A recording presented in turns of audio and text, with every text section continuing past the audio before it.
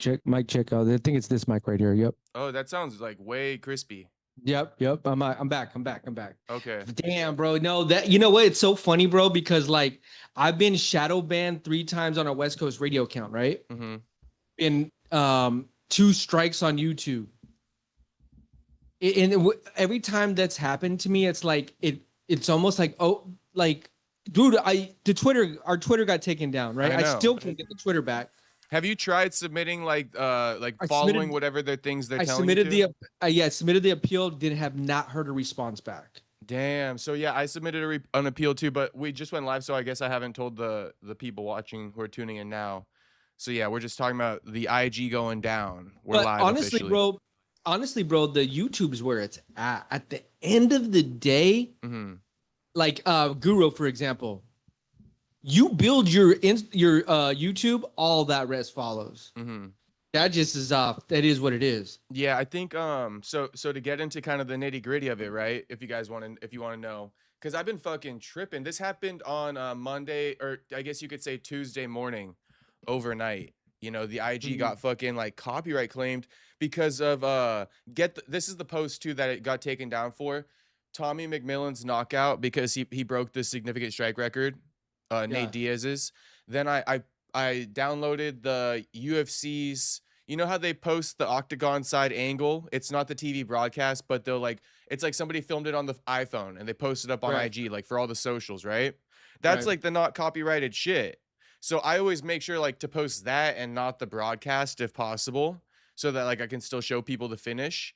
And that's what got flagged. Like some like it was a fucking one of like 4 slides, but the main post was about Tommy McMillan breaking the Nate Diaz strike record. And like still, bro, that's a false flag and they need to fix that. I already appealed it. But yeah, through the night, it was just like boom, like Tommy McMillan's post, like it's the worst I saw feeling which too. one it was. I'm like, bro, this is no copyright. This is zero copyright. It's the worst feeling too. You're like when you wake up and you see that, like, what? And it's like years of hard work can just get wiped away from it. And it was an automated copyright, like automated system. You know, like years of hard work gets taken away for automated system. I think I'm gonna get the IG back. I think you are too. I think you are too. I sent in like 6 or 7 different things. Like I appealed it on IG. I emailed the owners being like, yo, this is a mistake. Your system's fucking like flagged me, like remove this. And then I also appealed it on Facebook too. So yeah, you got to reach out to Mark, you know what I mean? Yeah. Zuckerberg. Fucking let him know. Zuck told him fix that shit, bro. But and here's the other thing. So here's what I was going to get into as well is cuz you are saying, you know, YouTube's where it's at, but and I agree, YouTube's where it's at as far as like, well, obviously financially there's I think the ceiling on YouTube is higher, but also like YouTube's where it's at, where like growing your name and getting that cult following, so where like people can continue to follow you. If you do get shadow banned, they'll still go to you and follow you because like they made that connection on YouTube. But IG is where I was making, you know, most of my money over the last year or so. Yeah, because like fucking these casinos have been sponsoring, so I was getting like $2K a month from like, you know, earlier in the year from a different casino. Right now I was getting $2K a month from this other casino, and there's like 2 more weeks left on that deal. So it's like, bro, like they gotta fix that, man. I mean, I can still, you know, I'm still gonna keep grinding to make it work, but they just took away a big income. Yeah. But yeah, like the Instagram isn't as good as far as like having that following to where people will follow you everywhere, because once they zap that account, bro, I can't just create a new Perry Punch and it's gonna blow up to 50K immediately. Like I gotta fucking like grind that start shit all over out. again. Yeah. But if Guru got deleted, he could pop up a new YouTube channel and he's gonna have 250K instantly, right? Because of his, you know, following on YouTube. So you know, YouTube is the best move, but I'd be lying if I said it wasn't a hit. You know, that's a big. Oh no, I get it. I get it. Are you drinking tea? Drinking a little energy drink with some creatine. Okay, gotcha. Anyway, man, yeah, we're hoping to get that shit back up. So positive vibes to me. But I guess we can get into some of the topics on the day. Okay. Been a couple weeks, so we actually didn't really catch up on the McGregor stuff. Should we go start off with like McGregor and work our way through? Damn, we didn't even talk to McGregor, huh? Because we skipped last week. Yeah. You know, I did a show with Saturday anyway, And then I was just feeling burnt out, you know. So that's why I was like, I can't. I don't got it in me to say the same shit I told Saturday. Even though Right. I don't mind doing it because like I like debating it with different people. But on my birthday weekend shit, I was like zapped of fucking The one thing I bandwidth. will say, it's funny. I just today watched the rematch for. I mean, I watched the Brandon Royval versus Kavanaugh fight. Mm-hmm. That was a great fight. That was It a was a good fight. really good fight. That was a really good fight. It went 1-1 going into that third round. And there were moments there Kavanaugh had him. Mm-hmm. Royval was rocked. Yeah. I don't know how he survived, but he was able to fight through it, get back up, still kept attacking, and in that third round to be able to then get him Kavanaugh on his back and go for that. I mean, that was a gritty win. Mm-hmm. He needed that though, honestly. He really needed that. Kavanaugh can go back to the drawing table of like, all right, I know I got something. Like I'm a contender for sure. Right. Nah, good shit to Royval. There's I think he put a lot of work into that fight. I heard him speaking to Ariel, saying shit like he was subscribed to Kavanaugh's email list Yeah, I saw that. and Yeah. all these other things. So I think that paid off because he said that he was picking up on some verbal cues from Kavanaugh's corner, and then that helped him kind of like approach Kavanaugh in certain rounds because he's like, Kavanaugh's looking for this, I'm gonna counter it without him even knowing that I heard about that shit. And so sometimes it is those very small details, you know, you got to be really tapped in to be able to pull out the win. And so it didn't even really come down to technique and stuff. It came down to like game planning and like almost like savviness. But here's the thing too: is like Kavanaugh was a nanosecond away from finishing Brandon Royval though. That's what I'm saying. That Like that they're both that could kind of have been like, yeah. could have been, you know, a whole nother storyline where Kavanaugh is now on Ariel's show and Brandon Royval is over there just like, but that's not the way it played out. Shout out to Brandon Royval. And if Royval didn't hear about his corner speaking about high kicks and shit like that, right?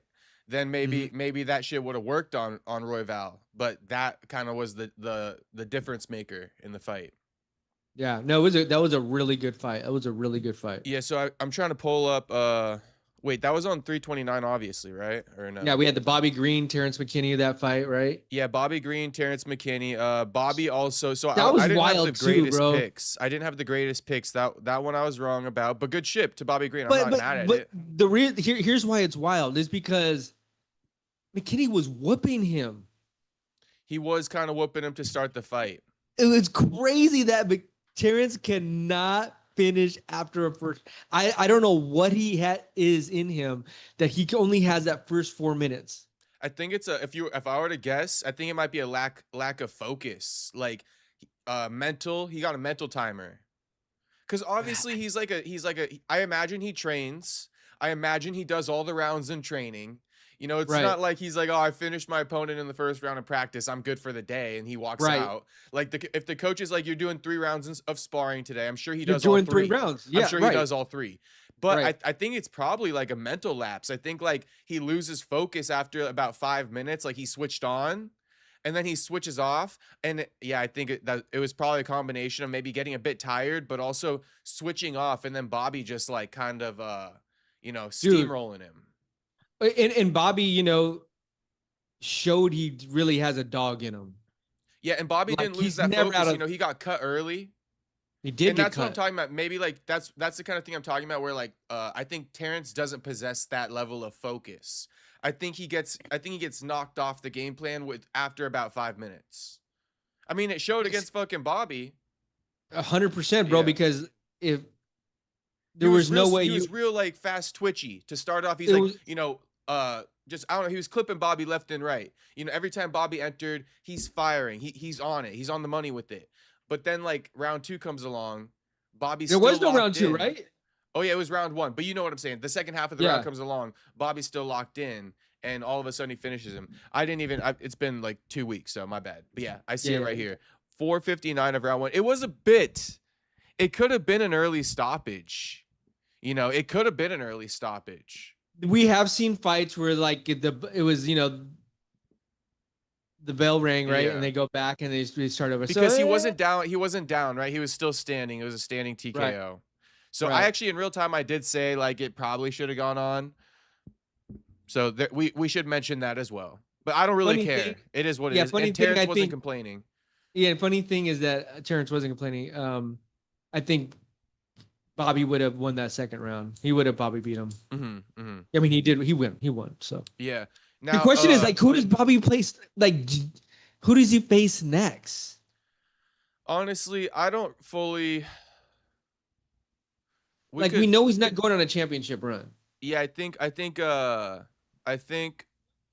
that level of fight right there, the Terrence McKinney's, the old guard versus the young bucks. I think that's the type of fights that I think Bobby thrives in. I think that's the fights that like are good for him at this moment in time. A bit gatekeeperish, but Yeah. it also makes for entertainment because Bobby's this guy who's like, you think you could beat me?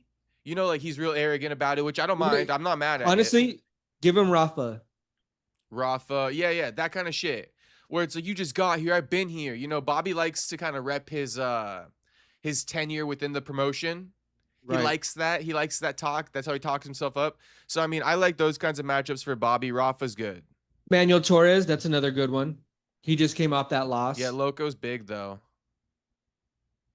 I mean, it Yeah, is what I mean, it we is, can't right? yeah, it's not like we're giving him fights that only he could win. But yeah, Right. yeah. I'm just saying it's not a favorable matchup for him. I did want to speak about though. I want to give Luke Riley his flowers, right? Stopping Kai Kamaka in the first round, 3 minutes in. I don't know if you remember anything from that fight, but Luke Riley, the dude is crispy, man.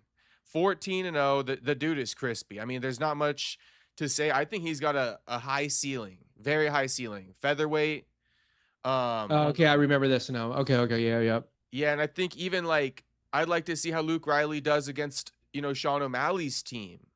Because Sean O'Malley got a couple guys, right? You got Tommy McMillan coming up. You got the other guy from last weekend, Ezra Elliott. He was early on the card, but this kid has been getting hyped by Sean for a long time. So I do have my ear to the pavement, with some of these up and comers. Ezra Elliott is one of the top prospects from Sean's gym. Finally made his debut, won it against a pretty good grappler himself, Damian Anderson. Okay, comes from one of the best grappling gyms in the world today. But I'm saying that to say, Ezra Elliott, 145, really good, just made his debut. You got Luke Riley winning his second fight in the promotion, in impressive fashion against Kai Kamaka. You have Tommy McMillan coming up. So featherweight, get ready. In about a year and a half, 2 years, featherweight is going to be cooking with these guys. Ezra, Luke Riley, McMillan, yeah. and then the rest of the featherweights. But I'm saying the guys who have competed within the last couple of weeks, they're like really high level prospects, and we're not used to seeing this. And look how much they fly under the radar in a way. We're gonna get into Tommy McMillan, because I did kind of hate on him in the early days, but I think I should contextualize that a little bit. Saturday's been getting fucking his ass torn to shreds for his takes on Tommy. And I knew Tommy was going to win that shit. I can't believe Saturday made that pick, but that's all right. Anyway, we're sticking on this card. I just wanted to give Luke Riley his flowers and say, like, this is a guy to look out for. I'm always saying this fighter's bullshit, fake hype. I talk on the card, right? I said Gable Steveson, fuck this guy. Why does everybody talk about Gable Steveson? It's not deserved yet. Give the credit to other guys who've been putting in work, who've been in the sport a lot longer, who aren't just getting things handed to them, right? AKA Luke Riley. So Gable Steveson, he did make good on his debut, and I will say before I toss it over to you, Gable Steveson, he looked good. But I mean, let's see it. It was all right. That's expected. That was expected. So, but I mean, it was cool to see that he, I guess, was striking a little bit. I don't know. There's just no real way to gauge it. There's no real way to gauge it until he fights a real dude. They gave him a layup, right? And they gave him a layup, and he passed. You did what you're supposed to do. He's already over here talking about, basically he's already using Josh Hokett's, formula, right? But I did like, who was the guy that he's Brazilian, and he kind of called them both out. It was like, bro, you guys are both small. Like, you're not gonna. So I think they may run into some problems in the future, though. Like, honestly, I would like to see Josh Hokett fight Sergey Alexander Volkov. Like, I'd like to see him get past one of those two guys there. Okay. I even think Waldo Cortez Acosta would be a hard matchup for him. Well, because the issue we run into with Gable is like they speak about him as if he's going to be a real heavyweight. It's like, well, then can we see how he does against a real heavyweight Is that a fair thing to ask? Because I don't know, you know, before we put him in a conversation of he's a real heavyweight, can we see him against one of the real heavyweights so we can start kind of speaking of him accordingly? Because I don't know, we're just shooting in the dark. With Josh Hogan or with Gable? Gable. Well, because Hogan he fought Curtis Blades, so now we know. That's true. That's true. Then he stopped Derek Lewis, so it's like, okay, he's on the money. Yeah. Right? Yeah. But it's like until Gable fights a certified heavyweight that's ranked within the promotion, I don't want to hear anything about what his ceiling is, because we don't even know. Yeah. Mario Bautista, he got his revenge on Corey Sandhagen, by the way. And you know Corey what? Always loses the big ones. I think that's one thing that's my biggest takeaway from Corey's career. He's just never won a big fight in his life. And you know what? Mario Bautista, he looked good, honestly. I picked Corey. I picked Corey. He looked good. He was saying, let's run it with Sean O'Malley. I think that's a great fight. Oh no, did he say that they? I was gonna say, did he really call out O'Malley?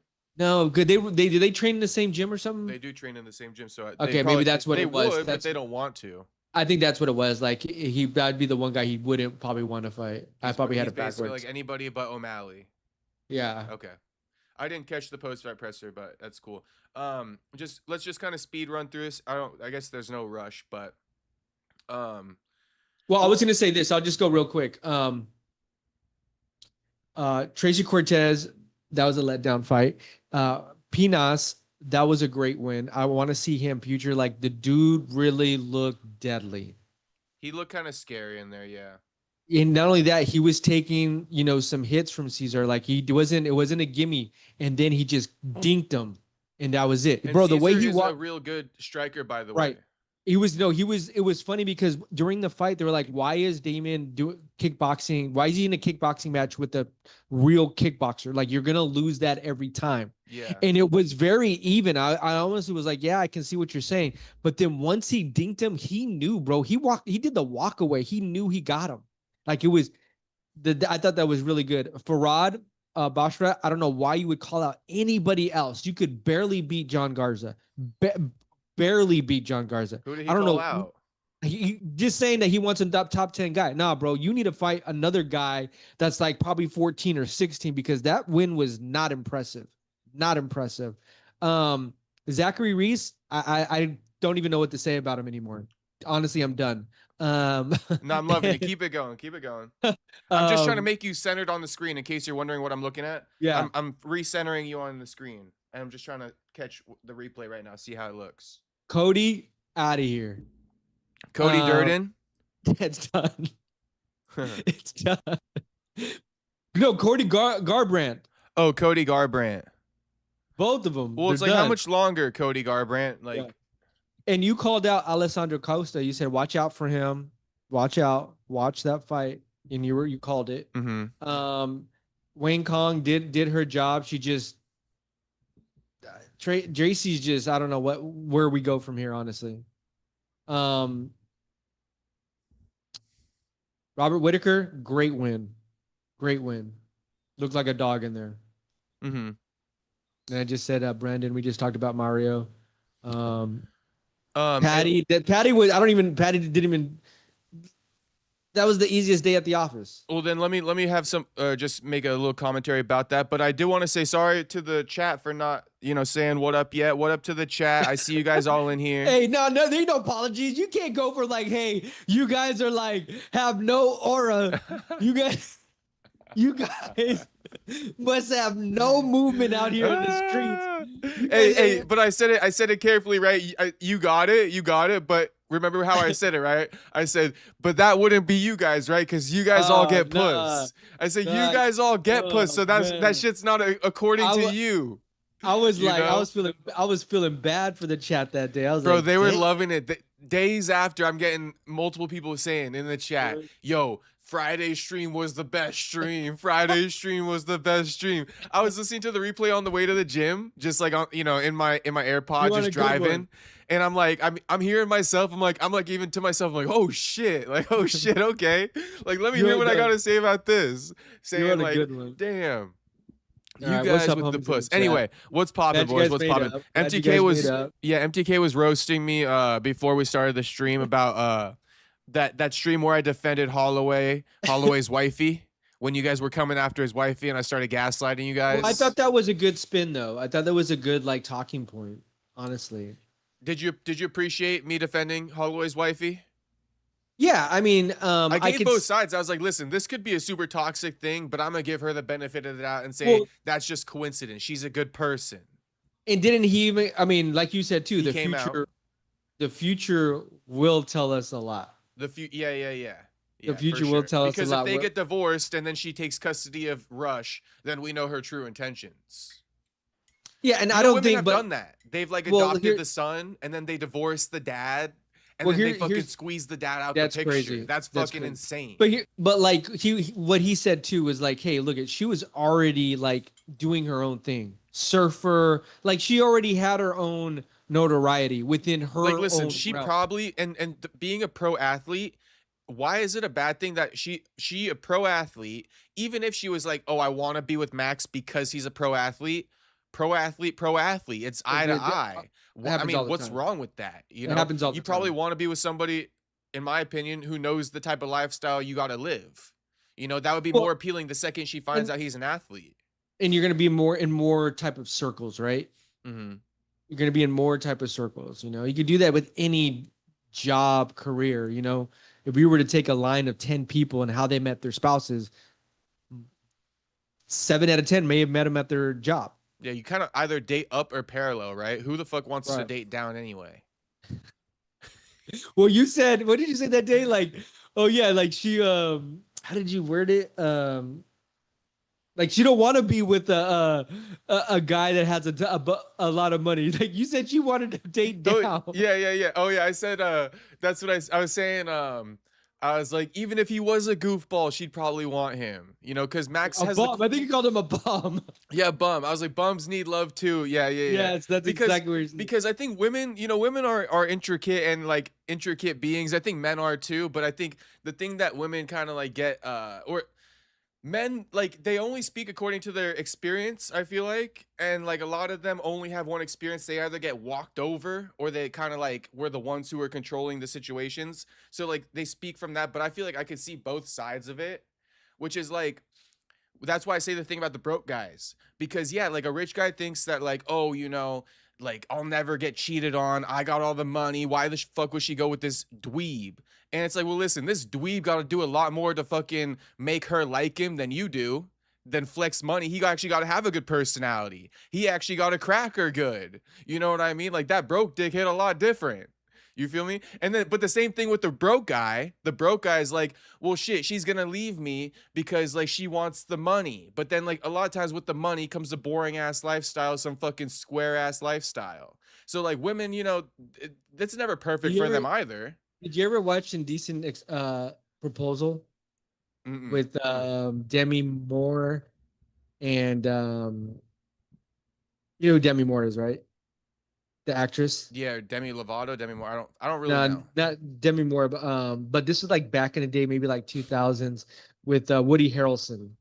Woody Harrelson and Demi Moore are like a young couple in love, don't have a lot of money. He goes to Vegas, loses it all. She's like, all right, babe, we got to go back home now. Like, you know, let's, you know, collect ourselves. A rich dude's there and tells Woody Harrelson's like, hey, I'll give you $1 million if I got one night with your wife. What'd he do? They took it. No. Fast forward to the end of the story. Guess who she ended up with? The guy that had $1 million. The guy who had $1 million? Okay. Yeah, you know what? You know, she all of a sudden was in a different lifestyle. Yeah. Okay, we're riding around in jets. But then you know what you got to do? You got to check up on her 10 years from now. What you got to do is you got to check up on her 10 years from now, because more likely than not, she got bored of that dude with the money, right? She secured the bag, and now because Tom Brady's wife, right? How she left him for his jujitsu instructor, or for her jujitsu instructor. It's like that. It's like, first you get the money, you know, then you get the broke guy. But here's the thing: the guy you really want. But Giselle's not with that dude no more. Yeah. But he kind of, you know, made them separate or some shit like that. Who knows? Maybe she is and she keeps it private. In Tom probably was like, all right. Yeah, Tom's got no sweat. I think she's got less options than Tom. I'm sure she has Yeah, options, but you know, she's the one who's like a single mom now, and she's like in her 40s and shit like that. Tom yeah, could still give a 20-year-old girl, a 30-year-old girl a baby. 100%. You know, she couldn't. So I mean, yeah. But I did that was one of my favorite topics, the whole Max Holloway and his girl thing. And Well, yeah, you had to what was jump your on it. You know what I takeaway? mean? What was yeah, and I did, but I did also feel a passionate way because I was like, they're mincing her words a lot. Like talking about, oh, you know, this she wasn't or Max wasn't her first choice. I feel like they're so quick to slap that narrative because that is kind of a Right. common narrative where you got this bitch ass kind of like guy, and Max is a simp, which annoys me. Right. But I don't think that's how it played out. Like, I don't think she played him like that. She seems like a sweet girl. Like, she doesn't have any Steph Curry's wife. You know, Steph Curry's wife, Aisha. What about her? Like, she's fucking an attention whore, and like you could tell that like it pisses her off that like Steph gets more attention than her. She's even said it in the past. Mm. You know, and she wants like validation from younger guys and shit like that. Like I think she said something like, I don't really get hit on that much. It kind of like upsets me. It would be nice. It's like, bitch, what you mean? Your man is Steph Curry. Right, right. But they wanted to put Max's girl in that category. That's what I'm trying to say right now. They're so Well, and I quick think to because they're so traumatized to being like, oh my God. But it's like, bro, she's not doing Max like that. If anything, she treats Max good and Max overly simps on her voluntarily. But it's not like she's doing him dirty and shit like that. Like or wishing she was hit on by other dudes and saying that in I podcasts think and shit like the that. the narrative is okay. There's two ways why I think the narrative like got spun out so bad, right? Is one is because she openly was like saying something that most people were like, well, why would you kind of put him on blast like That that? she ghosted him for 5 years. Right. Exactly. And then you add that on top of it, like, oh, you know what I mean? Like, and this is what happened, right? So for you, one, to put that out there, because no one knew that. Mm-hmm. That wasn't released ever before. She didn't have to go say that. She didn't have to put their laundry out there like that, right? Mm-hmm. So then you think, well, why is she saying that? She want attention. Is she just, bold? She just feels that she could say whatever she wants and will get no repercussions with Max, and he'll always will be with her regardless of what she'll say. So I mean, you can see why they spun the narrative. I mean, but he played it off really well too. You know what I mean? Like if he's not taking it personal, I'm not going to take it personal. Mm-hmm. Definitely. And I think maybe it actually got spun out of context because she left out context to save Max. Because Mm. the part of the context was like, I ghosted him for 5 years, but like what she didn't say is that she was in another relationship while he was DMing her. If she would have said that, it would have made a lot more sense, right? But Yeah. instead, everybody's like, no, no, no, she ghosted him until she found out he's a pro athlete. It's like, bro, first off, that's not true. And Right. second of all, even if it was true, like shit, who cares? She's a pro athlete, Right. you know? Right. Fuck it. Who Right. cares anyway? Yeah. Um, I see And in the fact that she was a pro athlete, it wasn't like she was like some, you know, um, opportunity seeker. exactly Yeah. gold digger. Like, oh, I'm only gonna hook up with guys that are athletes. No. She was an athlete herself. So Right. Um, yeah, I think that kind of concludes that. I mean, we could talk about Ian Garry. I mean, we might as well kind of use that as a bridge to talk about Ian Garry, huh? that he wants women to run the world. Yeah. I saw I don't that. know, man. You got any opinions on it? Maybe you can kind of It's kickstart funny me. how it's funny how he got roasted. Mhm. Roasted in the comments, bro. Like they were on him. We could just go over through the comments and just laugh all day. Like that is the things he's getting is just wild. Yeah, Uh, I don't want to get too misogynistic about it, you know? But yeah, like I mean, am I like is it just me or like, you know, shout out to the women. I love the women, right? I love my women out there. All right? But like bro, a lot of my problems like in life like not a real problem, but these problems that get brought into my life that I wish didn't happen and like that shouldn't exist. Like I mean, like well, women be bringing a lot of problems into my the thing life is, that like I don't really, you know, I'm trying to say he it went too nicely. he went too extreme, right? And so Yeah. this like lines up with just Ian Garry in general, right? It's so funny to me, bro. Like 2 years ago, almost going on 3 years, like how that came out about him and his girl, and she wrote the book, and like how he like she grabbed him, and they have this personal chef now. All these isn't her ex-husband now lives all these things, right? Like, and then that fight got canceled. He took down all his like comments, like no one could comment him anymore. Like he really was being roasted. And now you kind of going now years later, you're about to fight your championship fight, and then you go and say this. So of course they're gonna get on him. He always reminds us why we didn't fuck with him every time he hops on that fucking camera. I don't think he's gonna beat Islam. I mean, I kind of like I'm holding out hope. I'm not too emotionally invested. I wouldn't mind if he does by any means. Um, but Ian also said he's like he said he's so in touch with he says he cries while he watches Disney movies and that he's so in touch with his feminine side that it actually makes him more masculine. I mean, I don't I would just say that Ian needs to like I think he listens to his girl too much. I'm not gonna say oh like all these things, but I think he listens to his girl a little bit too much. I know what you're saying. You I'm know? following your path. Yeah, yeah. Yeah, it's like she fucking yaps and then he's like, yeah. Yes, Like, babe. yeah. Yes, babe. Yes, It's babe. like, oh my gosh, bro. Like, you don't have to believe it. You could just say yeah to shut her up every now and then, but you're like repeating her fucking rhetoric, which is crazy to me. But Right. I mean, also, okay, so let's talk about the juice because that is some juice, but there's more juice.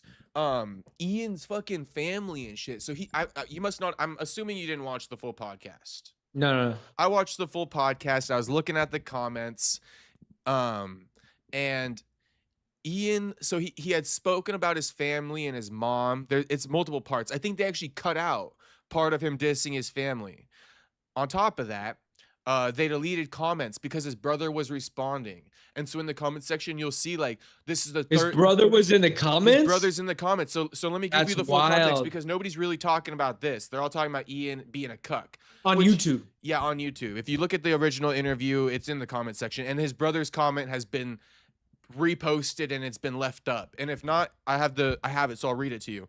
But there's two parts. Is Ian speaks about how his mom. Well, Ian was also crazy. He had never trained before, and he told his mom he's going to become the next Conor McGregor and wants to drop out of college.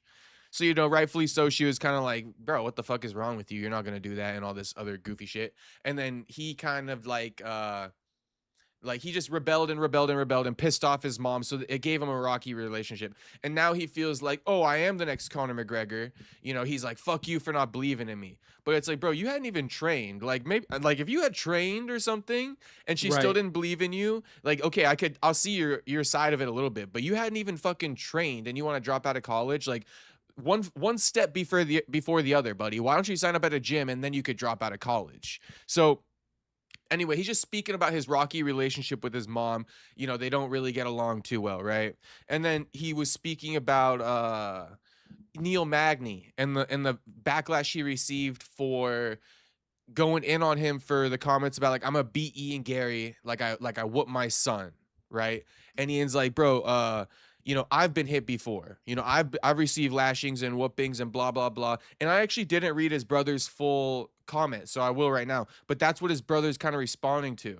Is he's like, you act like you were getting your ass beat by mom and dad, and like you weren't, and like you didn't show up to grandpa's funeral, and all these things. Wow. And all these things. So wait, we Clip have that, to read homies. it. Hey, clip that, homies. Clip that. His brother's going off on him for not going to grandpa's funeral. Oh man, that's Oh. got messed up though. I mean, shit. So should we read it? Yeah. Sean Garry, 6081. Sean Garry 6081. Shit, we know his bank pin. 6081. Anyway, Sean Garry says, Ian, you're not a victim. You act like we were beaten as kids. We grew up in a middle-class house and had everything we wanted. You're the type of guy to take money off his parents and never pay them back. I think the word is entitled. We had everything a child could need. Oh no, you got paid to go to college and your mother was stressed. You got flown all over the world with boxing, yet you talk about them not supporting you. Dad personally got involved in your boxing the whole time, even when he was sick and in chronic pain. Do me a favor and explain that one, Ian. We attended every one of your fights and we always believed you could do it, but Layla, who met you when you were only a few fights away from the UFC, is suddenly the one who had faith. Question mark. No way, really. You were already there. You're an avoidant person like me, but I've grown up emotionally unlike you. You hide from negativity because you can't cope with the reality of your own actions. Missing your granddad's funeral, was that a real man thing to do? Not even a text, lad. I'm missing something here. Quote unquote, world run by Layla, more like. Funny, before you met her, you talked about family very differently, or were you still too immature at 21? Funny that. Do me a favor, Ian. I've been so quiet about your situation because I still feel bad for you. But if you think about spreading this bullshit again, but if you even think about spreading this bullshit again, I'll make the full truth clear in its entirety, and that's a promise. Quote unquote, wait 10 years, ha ha ha. You do realize we will not be waiting for you in 10 years' time? I want you to think about that. My patience with you, Ian, has worn thin. I do hope you mature one day, Ian, but I'm going to be honest. I will not be waiting 10 years for you to grow up and admit your fault. Delete count 4. Wait. Delete count 4, talk. Oh, delete count 4, meaning like they've deleted the comment 3 times. This is 4th time writing it. So he says, delete count 4. Talk about controlling the narrative. Delete it again, and I'm not going to hold back. So then they left it up. Delete it again, and I'm not going to hold back is crazy. You to go to grandpa's funeral is crazy. By the Dude, way, you gotta respond to him like, hey, jump on the pod. yeah, we should, huh? Sean Garry. I think we should interview Sean. Yeah, bro.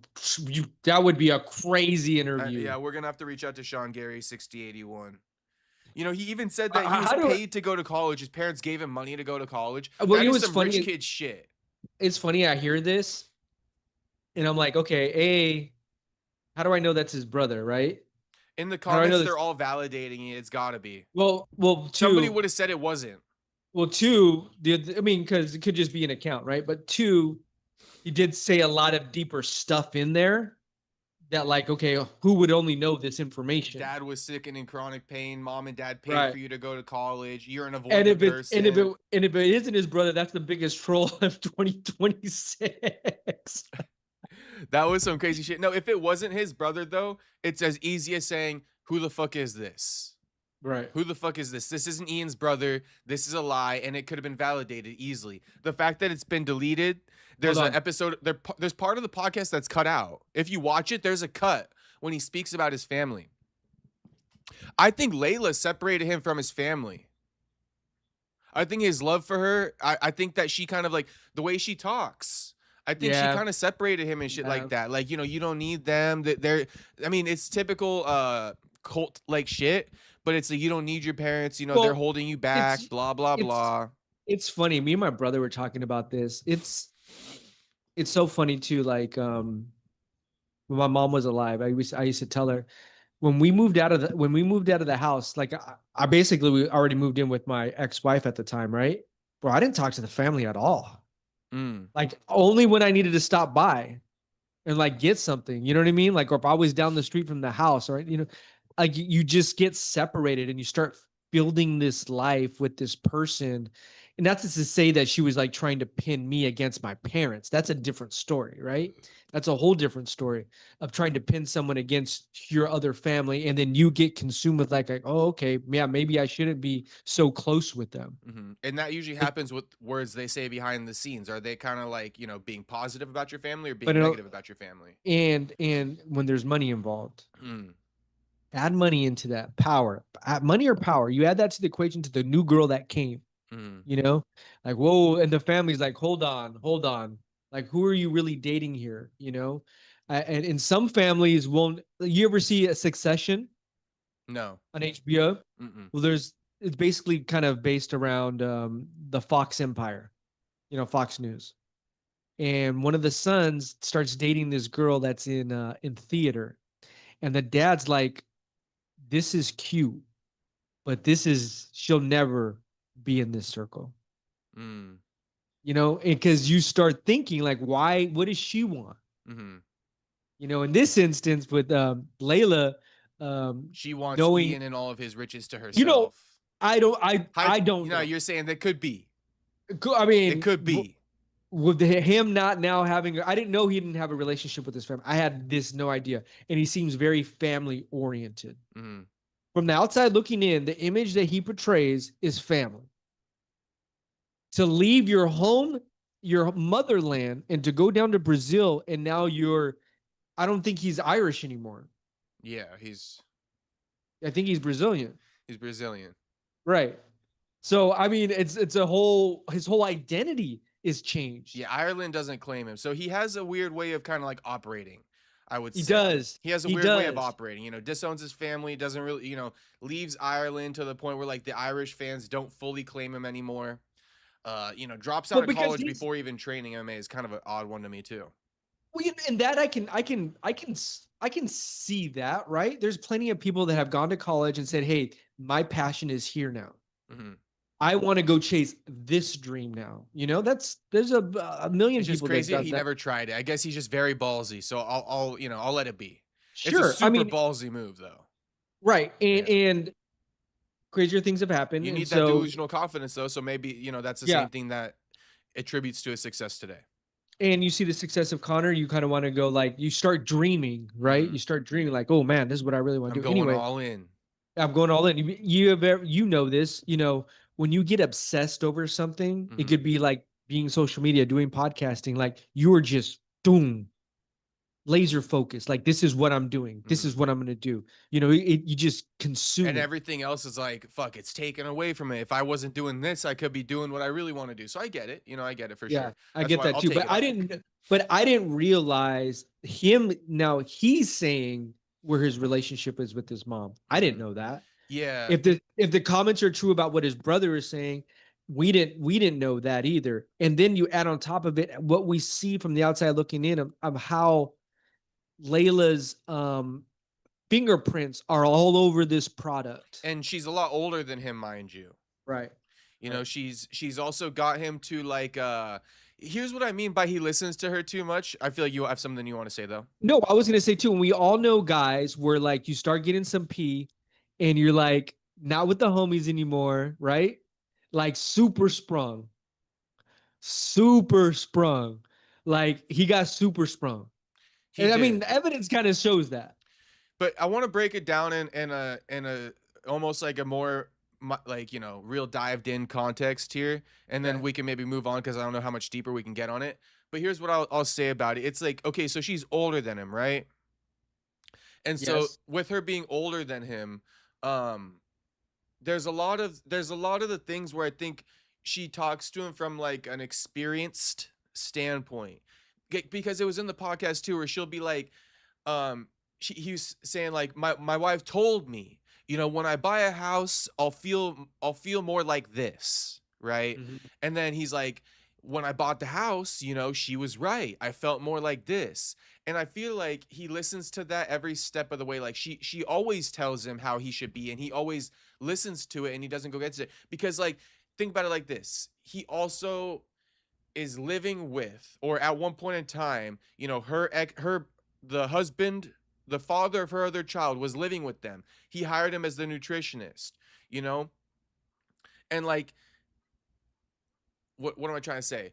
He did that, right? And then in this podcast, Most guys wouldn't do that. most guys wouldn't do that. But then in this podcast, he's saying a real man is somebody who could take care of like the woman's children and like, you know, love the woman and like all this stuff like unconditionally. And I feel like that's that brainwashing shit she does to him, where it's like Ian, you're not a real man if you don't let the father of my children stay with us. What are you, insecure? You're insecure, Ian. You're not a real man. A real man would never turn away and make his girl, you know, not be there with his children. You know, and I feel like Ian like buys into this and he takes it, and like now he's fucking stuck with Layla. But like imagine this type of rhetoric happening when he's going through battles with his family and shit like that, and his family's talking shit on him, and she wants something from him. I think she's very manipulative. I think she questions his manhood to get him to do things and like psyops it. Like, How Ian, you're not a real man. You're probably you're insecure. Only an insecure man would let that get in well, their way. And think about the psychology of this. Honestly, I don't know how old he was when he met her. Say that again. Do you know how old he was Early when ass he 20s, and his mom was okay, already kind of like that relationship was kind of fucked. so very impressionable, Yeah. right? So there's something to be said, like, especially like when a 20-year-old meets a 30-year-old, either sex, man or woman or man, right? You're more impressionable, right? And that's why, like, pimping, for example, I don't mean to take it so drastic, but they're brainwashing them at a very young age because they're impressionable to do what they want, It's right? to make it simple for you, it's the same thing that men, that's part of intrinsically or subconsciously. It's why men they won't really always admit it, but it is why men are attracted to younger women, because they're moldable. Sure, You know what sure. I mean? Their life experience is lesser, easier to mold versus somebody who's got this steadfast experience and they're set in their morals. You now versus 20-year-old you. You got Mhm. bases now that you're not coming off of, that you might have came off of when you were in your 20s. 100%, And that goes with 100%. both sexes. So I'm just Yeah. saying, the same shit you're saying about Layla is what that's why men like younger women. And we're not even adding in there the emotional intelligence that he had at that age. You having problems with your mom, right? Mhm. So there's things that you can manipulate, was a word that you said earlier, at that age with someone that kind of knows what they're doing. That's the other thing too. When someone knows what they're doing and how to pull the strings, Feed and then into it. Tell him what he wants to hear right, about his mom. and not only that, like, I'm here for you, Right. and then add sex to that, Mhm. like, just sprung. Then bond over sex right after that. Oh, bro, like, you know what I mean? Like, you're think that you are in a vortex of just, whatever you want, whatever you want. Mhm. And then now you're filling in for the almost the emotional attachment that you would have had with your mother. You kind of applying that over to this new woman, Yeah. because you're emotionally fragile. To me, I don't know. A lot of signs are pointing that direction. Yeah. So, I mean, I agree with you, Who am I? but shit. What are the homies in the We chat say? don't we don't know for sure, right? We don't know for sure. Put put that in a poll. Hmm. But no, I do think that that's kind of, I do think that she has kind of, he was fallen, and and she caught him with open arms. Yeah. And she told him all the things he wanted to hear. And come on, bro, she wrote a book, Wife and Girlfriend, how to Yeah. be a wag. Like, to act like she doesn't have manipulation within her. If she didn't, why would she write a book saying you need to do this and that to attract a pro athlete? I mean, shit, she knows how to attract them, right? Enough to write a book about it. I'm sure she also knows to some degree, to a science, how to keep them. That's one thing too that hasn't been mentioned about her. She knew how to get them. Shit, she wrote a book about that though. I'm sure she knows, she got it down to a science too, how to keep them, because she has men down to a science. It's not really emotional to her. It's like how to play off of these high percentage opportunities to get men. Men on a higher percentile, like women with a big butt, I'm gonna get a big butt. Right? Men on a higher percentile go for this type of woman. I'm gonna be that. She's playing it by the numbers, real strategic. It's not like super authentic and off the love. It's funny. We were talking about two relationships, right? Max and what's homegirl's name? Layla? Yeah. Max and Alessa, Ian and Alessa. Layla. I'm sorry. I shouldn't have said that. I mean, it's more sounds like Max, fell in love. Right. In this situation, it kind of sounds like someone was taken advantage of Mm-hmm. emotionally, physically, mentally. I don't know. At least it could have been. At least it could have been, right? Just there's just too many signs over here that to me, my spidey senses go up. Right. And then that's why I was actually defending Max's girl though, when I was like, bro, you guys are throwing her in that boat? Like, come on, she's not that bad. Like, you guys are throwing her in Ian Garry's wife's boat all of a sudden, because that's what people say about Ian Garry's wife. They're like, she doesn't like him. She likes what he has and what he brings to the table. She was a predator towards him. She like went and sought him out. And so that's why I'm like, guys, we cannot be putting Alessa in this boat. That's why it's like, that's why I was kind of like gaslighting, being like, bro, you guys don't get no puss or what? How the fuck do you not see the difference here? Like, you should know. It's dangerous though, right? As a man, I feel like we need to know whether or not a woman likes us or not. We need to be able to tell. And And these know guys, what her real motives are. yeah, but all the boys who've been fucking commenting online, you guys need to know, you know, which one likes their mans and which one doesn't. Alessa likes her mans, you know. Believe me, Whatever her name is, maybe not. believe you me, like any homies, ooh, I've seen some real ones. I've seen dudes set up Mhm. like some crazy But the funny stuff. thing I'm is like, you wow. can see it. I mean, in my opinion, maybe I mean, you know, I'm sure your experience with women, but like, can you see it? Like, I can see the manipulation from like miles Yeah. away. And a part of me doesn't like want to believe it. You know, like I don't want to believe that she would do that to him, but time will tell. Time will That's tell. for sure. Yeah, we'll That's see. for sure. We'll see. When he's 50, let's see. Let's see if she goes further. If she leaves him for the jujitsu instructor, because something tells me she might. You know, that type of He, thing. You he secure the money. here's the Now that thing. money don't matter. Now you're gonna get the guy you really want. Let's just say this. He loses to Islam, right? Mm-hmm. And then he loses to like Michael Morales. And now you're back in the top 5, top 10. Don't get then let's see where we're at. Mm-hmm. He loses a couple fights. Oh, I know what I was gonna say. Let me know when you go. We're on the next subject. Okay. Well, Soda Pop wanted to speak about Jose Delgado's win, and while we can't speak about Jose Delgado's win, I wanted to also speak about Austin Bashi's loss. I mean, that's who he fought, right? That's who he fought. Yeah, yeah. You know, I was thinking about the Jose Delgado fight. That's featherweight, right? Mm-hmm. Do you think Tommy is that too soon, too quick? They're kind of well, they could run it. It's a bit too. It's just, Because Jose Delgado's earned that spot, right? yeah. I say let them fight. You know, in the future. All right, but I mean, at that point, okay. And see who does Jose fight next then? But everybody watching on YouTube, keep in mind how you said you want Jose versus Tommy, right? Keep that I'm in not mind. saying I would. No, I'm just. But you asked the question, and just Yeah, keep that in mind because I'm gonna tie Bashy into that equation. You know, Delgado, Bashy, McMillan. I'm gonna tie them in. But you're saying who next for Delgado? like I mean, because you got some big names in front of him: Aaron Pico, Steve Garcia, Marquez Costa, Kevin Vallejos, Nathaniel. Dude, they got Nathaniel Wood at 7. What? I didn't even know Luke that. Riley or something? That's a good one for sure. Delgado versus Luke That's a, Riley. that's a good one.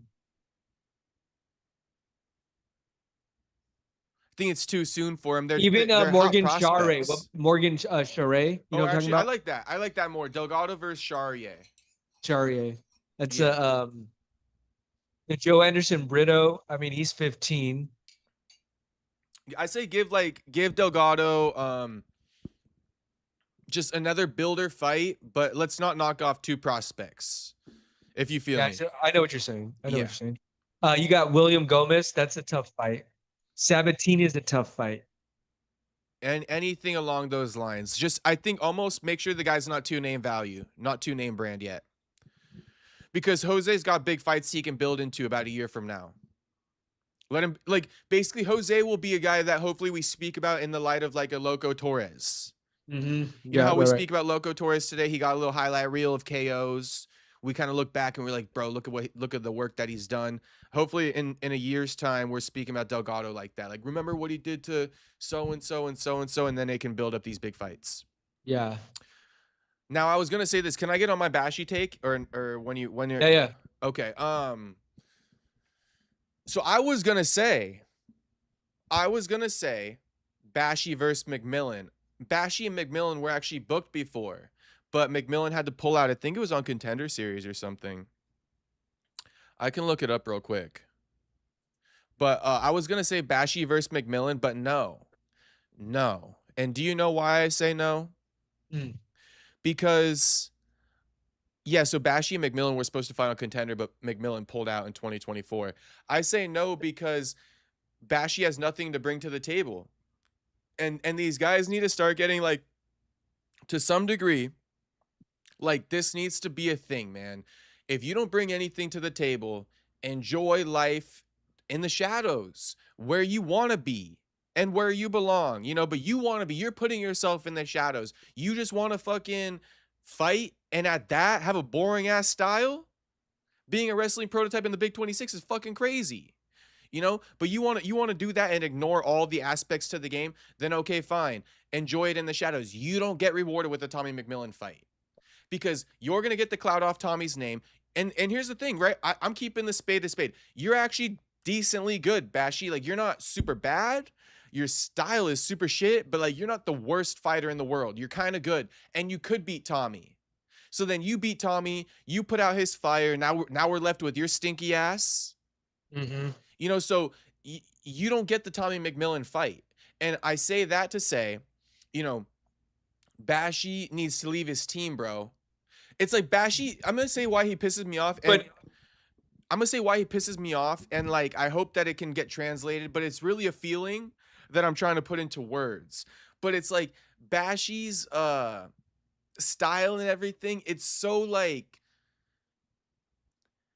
it's so cookie cutter. It's so like, it's so basic and it's so like not, you know, okay, so you can wrestle everybody in the fucking gym. So what, bro? Like, what do you do? You go home and flex about that shit? Like, it's just so lame to me. Like, it's like such an easy way to learn it. I don't know how to explain. Maybe not even easy is the right word, but it's so cookie cutter and it's so like outdated, right? This is like how they were fighting in 2014. That's what I've been saying. He fights like it's 2014. You like know, the it's Matt sport's Hughes. evolved. How many Like times? he's Matt Hughes. Right. Like how many times have we heard on air, you know, boring fighter, boring style, even Hamza grappling DDP the way he did, right? Boring shit. You know, DDP's like, if you want your kid to get into MMA, if you want to convince your parents to let you fight, just show them that fight. Show them there's no danger. And Bashy's still in the fucking, in the shadows, you know, training wrestling takedowns. It's like, bro, are you retarded? So anyway, I say all that to say, this dude, he's getting his ass beat in there because he's got that shit style. You know, he got fucking his ass beat by Delgado because he's not striking. He's trying to do this wrestling prototype style, this 1-2 takedown shit. It's so basic. This is what Tito Ortiz was doing when the UFC was first started. But I guess my question is, why would he even be in a conversation with Tommy McMillan after a loss? Well, I was gonna say Tommy McMillan because like get rid of him, like out of hate almost. Help him get rid of Austin? Yeah, like out of spite. Like, let's give him Austin Bashy. All you guys glaze up Bashy. Nah. Just give him to Bashy then so you guys can see that like he's actually decent. But it's like, Yeah. no. Because there's another side to it, which is that Bashy could put out McMillan's fire, and Bashy, like his style's bad for business, his personality, everything about him sucks. Everything about him sucks. And that's why it pisses me off when people hype him up, because it's like, he's not the future, bro. He's the fucking past, living in the future. We got a fucking 2014 style fighter in the Big 26 competing in the UFC. And no wonder he got his ass beat by Delgado. You know, so he needs to switch teams and actually learn some striking, because his fighting style, this is the funny thing too, his fighting style is like anti-fighting. It's anti. Yeah. And it's like, why are you a fighter? Right. Why are you wasting everybody's time? You just want to do a 1-2 takedown? I guess that's like the feeling that I could put into words. When all I see when I look at this guy is 1-2 takedown. You know, like this guy doesn't really want to fight. Like he's actually scared. He's taking people down out of fear. Oh my God, please don't hit me. I don't have the skills to defend your punch. I need to take you down. In the Big 26. In the Big 26, it's out of fear. It's not because, oh, I'm a good striker, he's a good striker, he's better than me, I'm gonna take him down. Like, you know, it's like out of fear. This guy fights out of fear. And I think his coaches taught him the wrong style. He needs to leave the team and figure it out before it's too late. Because here's the last thing I'll say. He seems like a hard worker because he's mastered that shit style. Right? So think about it like this. To speed run through this whole topic. Tommy McMillan, or I'm sorry, Austin Bashy is the best guy in his gym. So if you aren't familiar with this, because I've been in gyms, right? Think about it like this. When people go, this is why it pisses me off so bad. Again, this is the feeling I'm trying to put into words. When people go to the Tommy or Austin Bashi's gym, Bashi's the guy that they pull out of the shadows of the dungeon. They say, "So you want to be a fighter, huh? Here's my guy, Austin Bashi. Beat him." And really though, So let's put it like this, because you might be the toughest guy in your gym, right? But you're the toughest guy in your gym. Look where that got you. You can't even fight Tommy McMillan because you're so shit. Your fight style is so shit and boring. You know, and you got a boring ass personality on top of it. So at least you need to have an exciting fight style, because people can have boring personalities, you know, but God forbid you got both. And he has both, a boring personality and a boring fight style. We could do something about the other. I don't know if we could change your personality, but we could definitely fix that fucking style if you leave that damn team of yours. Because look what they got you. Let me put it like this. You trusted them. You put your life's work, right, in their thing that they said would take you to the top. You mastered it. You're the best guy. You're the example. People walk into your gym and you're the one that they throw out to fucking prove their system right. Right. You're not beating Jose Delgado Jr. or Jose Miguel Delgado. He ain't no junior. But you're not beating Jose Delgado. And get this.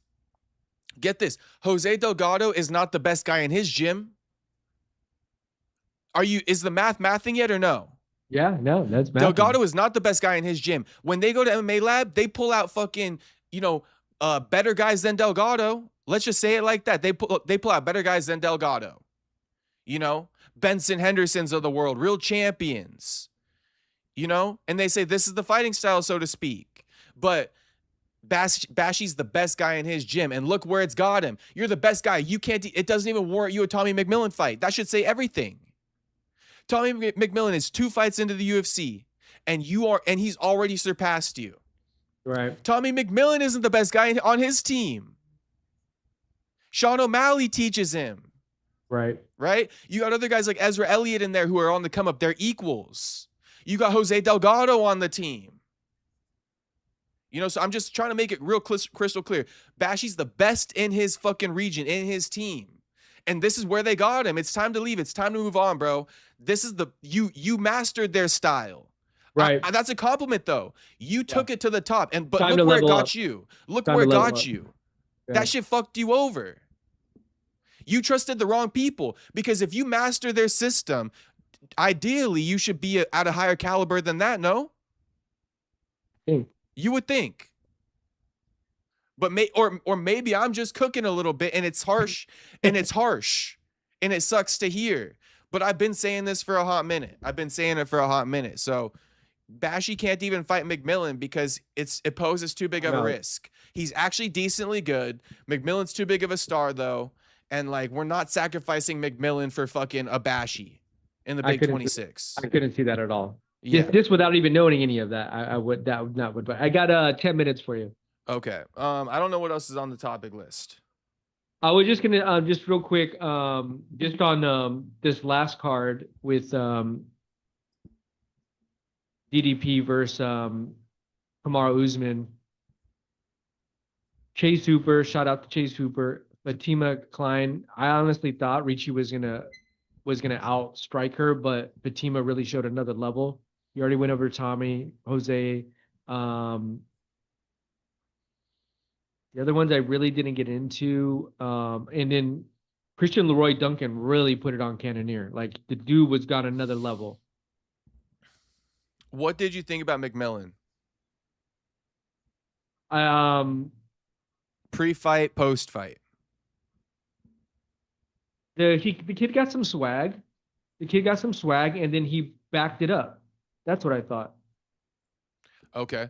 My opinions are, so let's contextualize it, because remember last year when he was on Contender Series, I was like, he's being overhyped. Yeah. I want people to understand that my gripe was with the fans who were like glazing the fuck out of him. You know, just like, oh my God, Sean O'Malley's teammates fighting. You know, he posts all these photos with girls. Yeah, I'm And not. I'm definitely not there yet. I'm not there yet. yeah, and for me, it's like, well, I mean, that's cool and everything, but you guys sound like fucking 12-year-olds, and I guess maybe they are to Right. some degree, right? There's a Right. lot, the fan base is young, so maybe that's me being a fucking old head or something.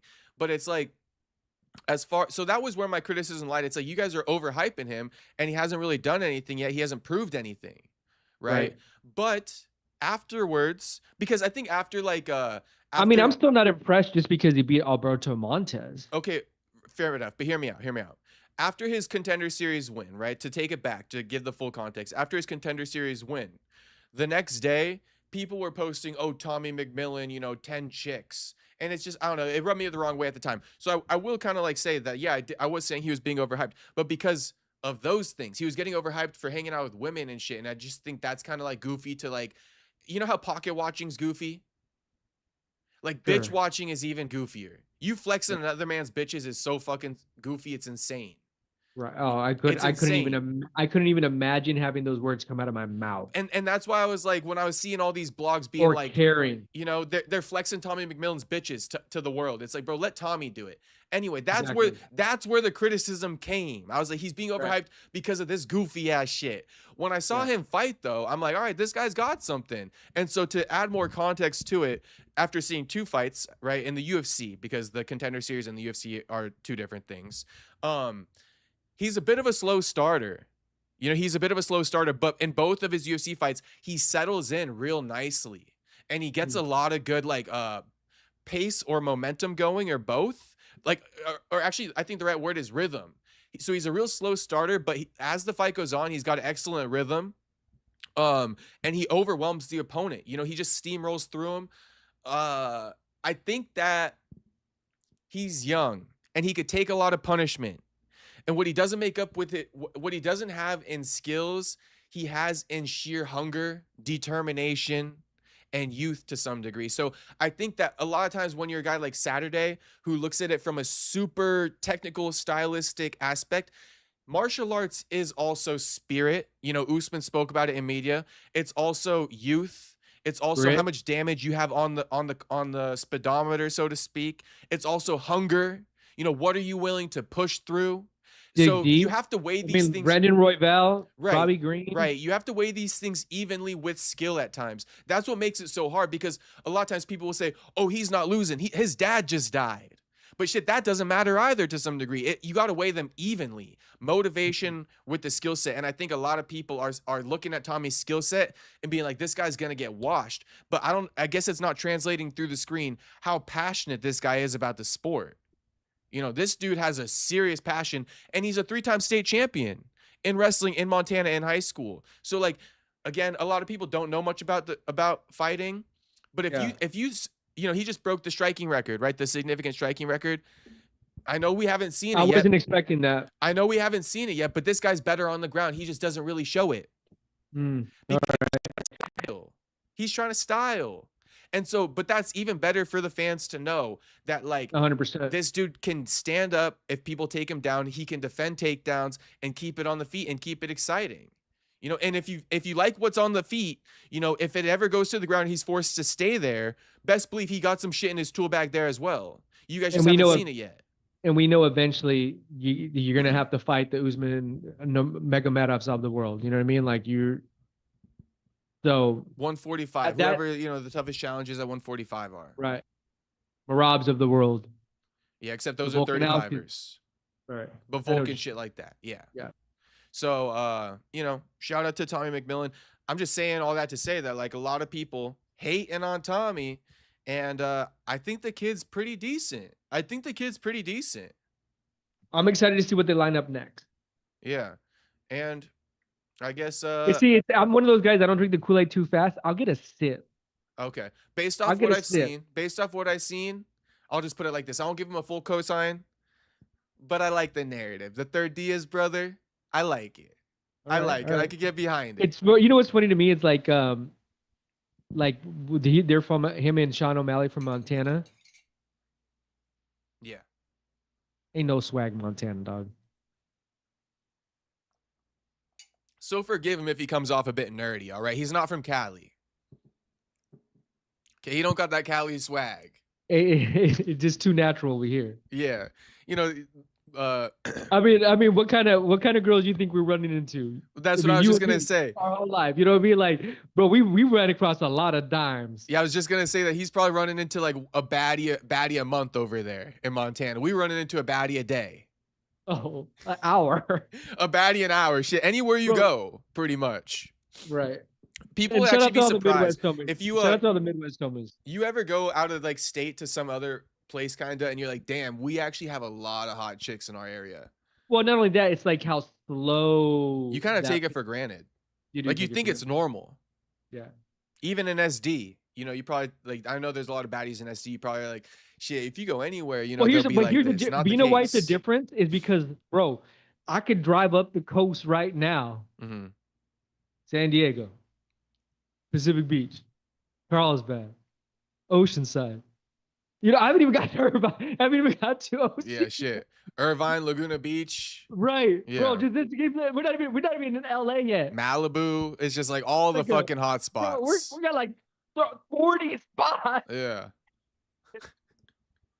And it goes all the way up the coast too, all the way up to Santa Barbara. Shit. You're going to find them all over the place. Bro, it's wild work. Yeah. You're going to find them up in fucking like Yellowstone and shit like, not Yellowstone, but what's it called? Yosemite. Right. We didn't talk about Temecula. Yeah. You think the baddies, think about this. There's probably more baddies in Yosemite Park right now than where fucking Tommy McMillan grew up in Montana. Yeah. So it's just funny. There's more baddies in Yosemite right now. The swag conversation funny. Him and Sean O'Malley kind of cracked me up a little bit, but hey, they got swag. They got some. Yeah. They got some swag. Yeah, for sure. Money will really bring a lot of swag out. Yeah. Let me just look at my bookmarks real quick. I don't know. I feel like there might be something I didn't touch on, so let me just.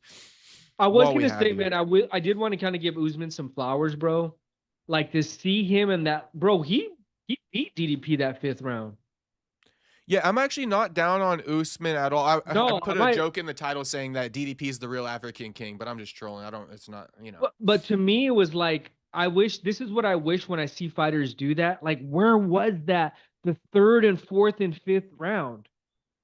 Like, yeah. Why do that I mean, I get it. You still have to do it in the 5th, but like we needed that guy 3rd, 4th, and 5th. But my respect level grew for Usman to show me like, damn, bro, you took some damage and you took some shots and you still stood in there. And on the flip side, I thought to myself, DDP afterwards, for you to say like, oh, hey, I held my composure. No, bro, go after him. Like, why are you letting him get you're letting him get his composure back. Mm-hmm. Like this is, that's why I felt like he doesn't deserve the Sean Strickland fight, because if you need to put a stamp down, a finish. Go fight Nasruddin. Oh, perfect. We're on the same page then, because I think Sean and Hamzat can run it back. Run it back. And I mean, it had a lot of controversy, and a lot of it is fucking bullshit as to lies from Hamzat's camp. But whatever, can get your ass beat again. It was a hot fire.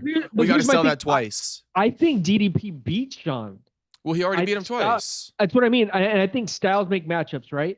So for whatever reason, DDP knows how to beat Sean's style. Yeah. For whatever reason. I think his style just beats it. Right. What he brings to the table, it just always kind of best Sean. Right. And so that's why we kind of know. And so then but if he fights Hamzat, we know that style, he can't beat Hamzat's style. Mm-hmm. You know? So like, he can fight Imavov and wait for some shuffle at the title picture. Right. And let's see what let's see how that plays out, that rematch. Yeah. And then Brandon Allen, I mean, you know, I don't even know how he could call out. No, there's no calling out DDP. They're just worlds apart. It's an insane call out. It's an insane call out. I'm a big Brandon Allen fan. When I saw that, and anyone who's in favor, I think you're just a bit too hardcore. You're a delusion. I think it's over analyzing to make that shit. You don't go from fucking. And I know that he with that one dude, Edmund Shabazian, but it's like you can't be rewarded with a fucking former champ. So here's the thing. If I'm Brandon Allen, I go beat Joe Pfeiffer. That's what I do. Okay, yeah, Joe Pfeiffer is a good one. You know, they say because It's he funny you moved say up Joe past Pfeiffer him. with an F2 like Buckley does, like Joaquin. Joe Pfeiffer. He moved up past him. Like Joe has that number 4 spot now. They say DDP versus Pfeiffer is like a rematch they want. They want crazy, or not a rematch, but a fight they want. It's alright.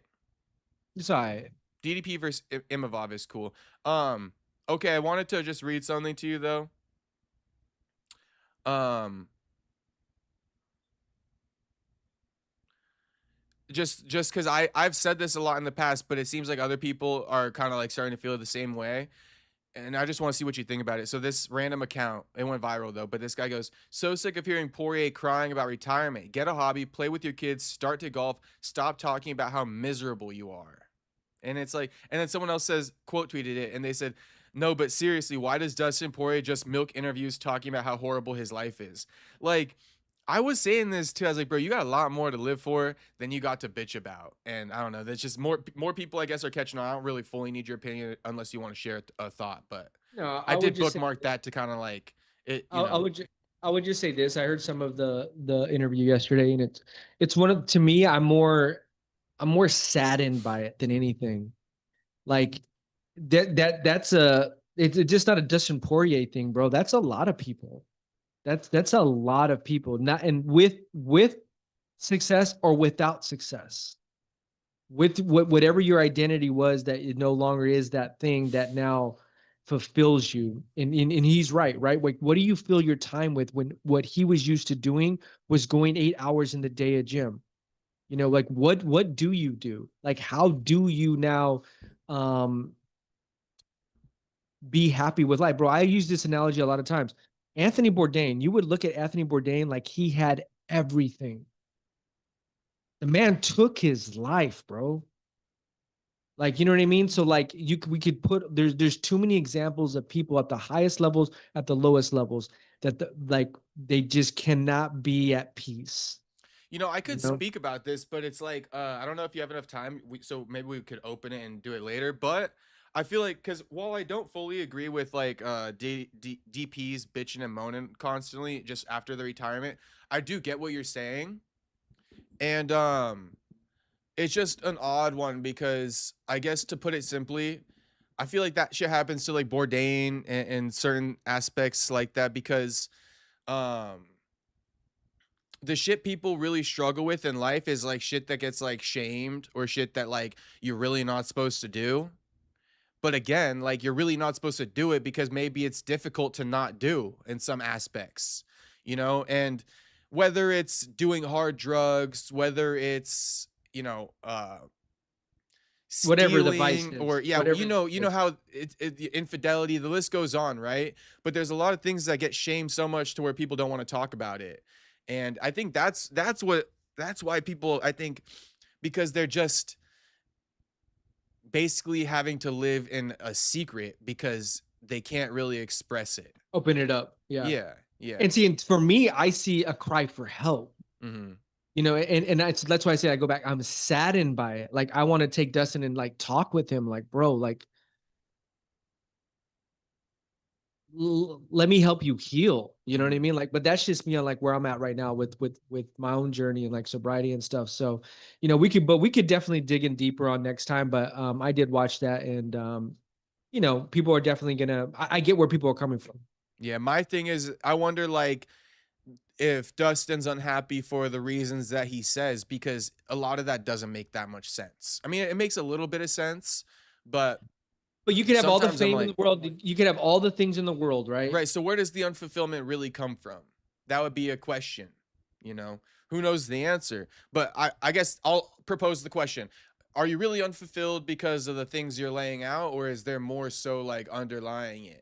And maybe It has fighting was the distraction, and now you're faced with this part of your life that, you got to really deal with now. But before you had a distraction. Like we could just put it like this. Maybe you don't really care to be around his girl all the time. Maybe she like annoys the shit out of him or something like that. And fighting was something where he could go to Miami and be gone for 3 months. And now he just got to be around his girl and his daughter all day and be a dad. And this is the type of shit I'm saying, where it's like, while on paper it seems cool to be dad, can't other people see the perspective where it's like, you know, you got a fucking wild animal getting domesticated over here, and he can't really speak about it because people are gonna talk shit on him and be like, oh, you're not a family man. What a piece of shit. You're the typical guy. You just want to go fuck some 20-year-old. And it's like, so what if he does? You know, like this is the type of shit I'm saying. Maybe he struggles with shit like this. Who knows? Not, oh, I'm not fighting anymore. Who knows, right? But I'm just kind of putting it out there that there's other struggles. And I think when you speak about people struggling to the point of taking their life, I do think it comes from not being able to express it. You know, so I guess we could leave it at that. And answer it. And answer it, yeah. And answer it. But shit.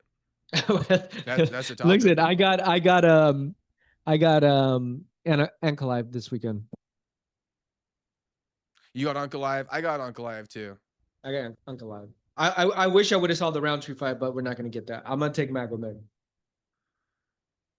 Shout out to everybody watching. Yeah, Guskov. I don't got Guskov either. Yeah. I got Uncle Live.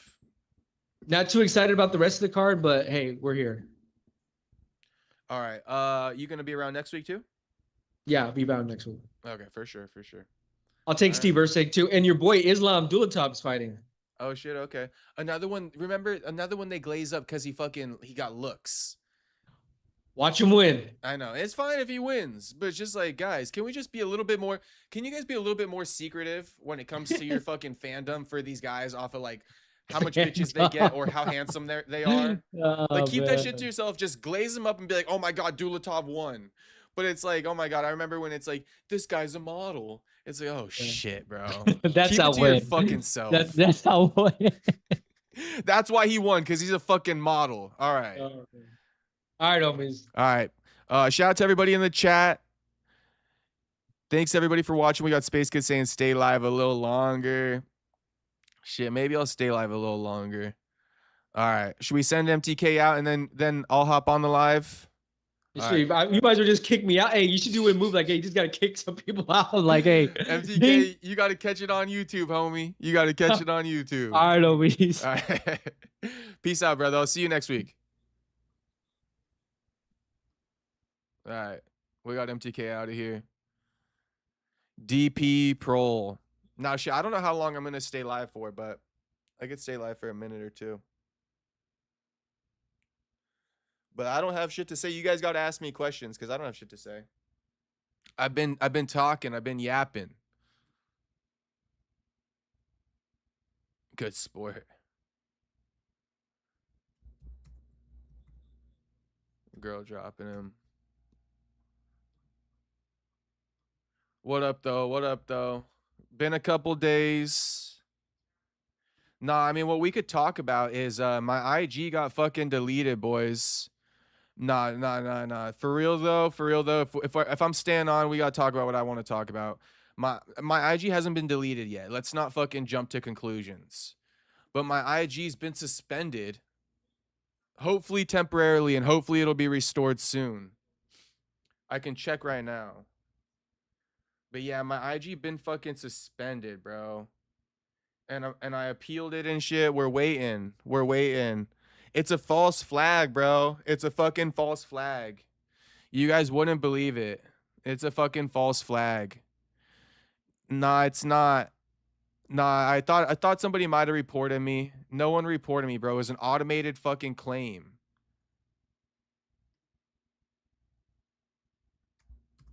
It's an automated claim. So, first of all, if you guys do want to get in, you know, you got to find me on X for right now. Because I'm just like fucking not into Instagram at the moment. So you got to catch me on X at the moment. But I'm going to show you guys the video that got me fucking one strike too. How crazy is that? One strike, bro.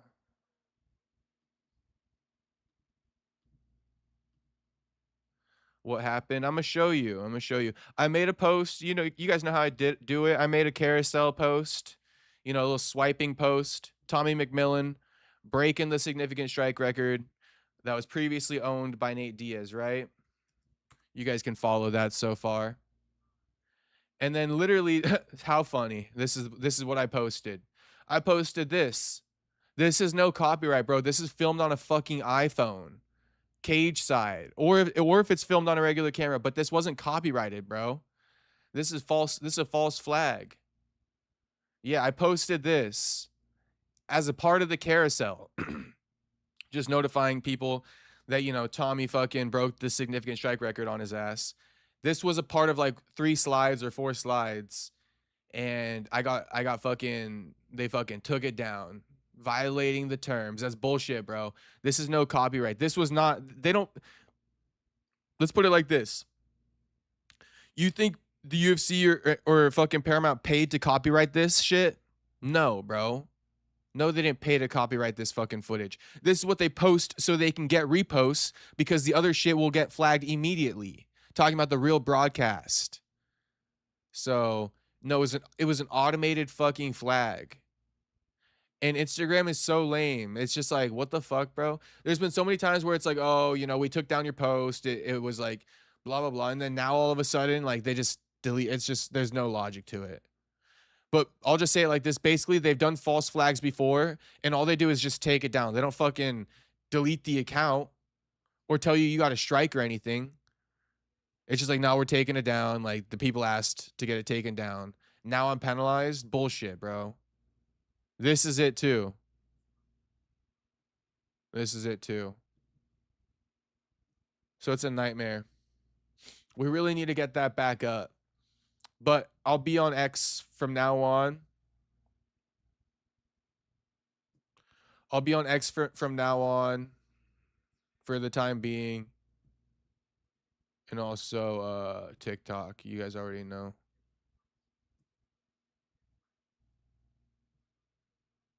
But that is, yeah, bro, they fucked me. Can't lie.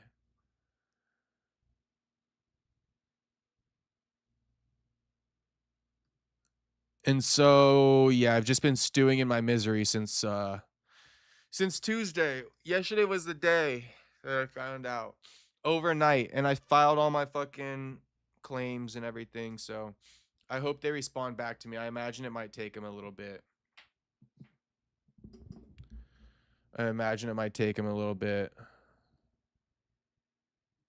Tony has died recently, got his fucking Instagram taken down for the same shit, and he got his restored, so I have faith. They be trying to take down all the MMA accounts. They took down Champ Rounds for a little bit. That shit got restored. They took down Red Corner. That shit got restored. So I'm looking to get restored, bro. It's a false flag. False claim.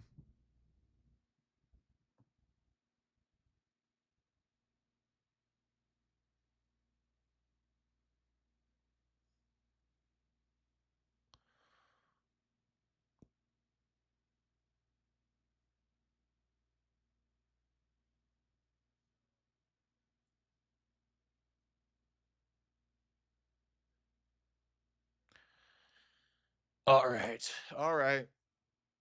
That's probably the live. That's probably the live. We discussed it all. Buyer seller in the chat. What's poppin', buyer seller? What's poppin', Perfecto? What's poppin', Franklin? What's poppin' to all the boys? Shout out Memby Perfecto. Look at Memby Perfecto. Memby Perfecto. Good shit, homie.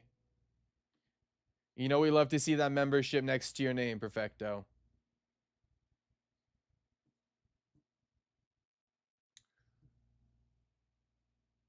All right, all right. All right, peace out, boys. I'll see you.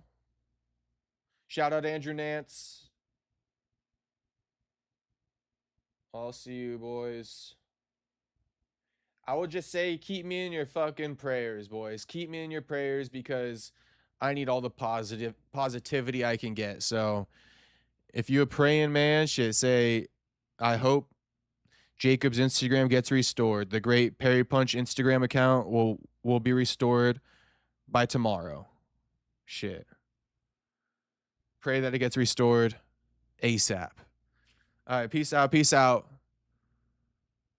Peace out, boys. I'll see you when I see you. Tomorrow, maybe. We'll see.